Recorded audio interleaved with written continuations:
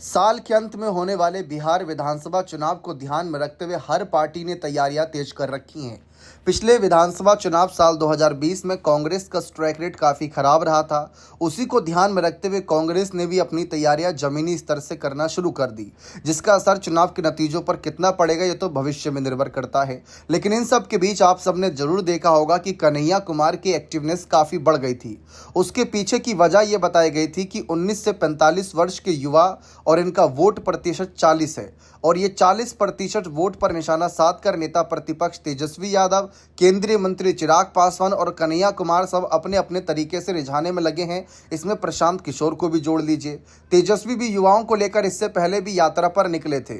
अब यहाँ पर यही कहा जा रहा था कि इन्हीं 40% वोट को लेकर कहीं ना कहीं कांग्रेस ने महागठबंधन की ताकत बढ़ाने की बात करें या कांग्रेस की ताकत बढ़ाने के लिए कन्हैया कुमार को एक्टिव किया था।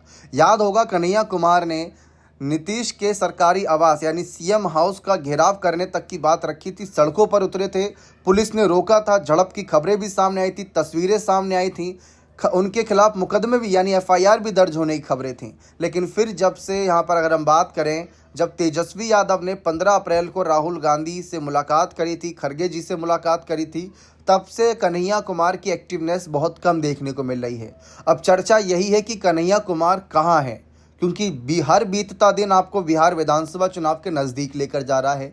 ऐसी स्थिति में कन्हैया कुमार का अब नज़र न आना थोड़े सवाल खड़े कर रहा है। और इन सब के बीच पप्पू यादव ने अपने आप को आगे करना शुरू कर दिया।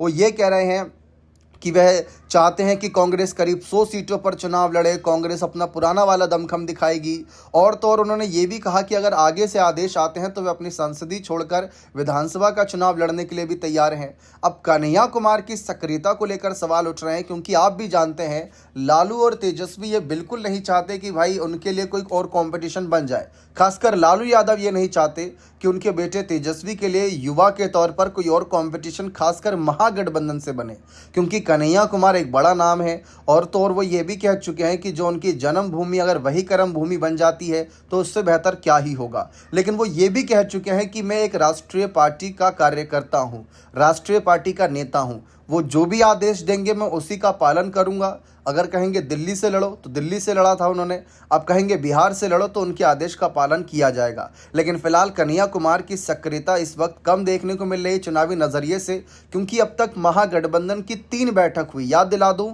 17 अप्रैल को पहली बैठक हुई थी, उससे 2 दिन पहले ही 15 अप्रैल को राहुल खड़गे से उनके आवास पर ही तेजस्वी ने मुलाकात की थी। उसके बाद से ना तो कन्हैया कुमार की बयानबाजी ज़्यादा हो रही है, ना तो उनकी यहाँ पर सक्रियता हमें देखने को मिल रही है।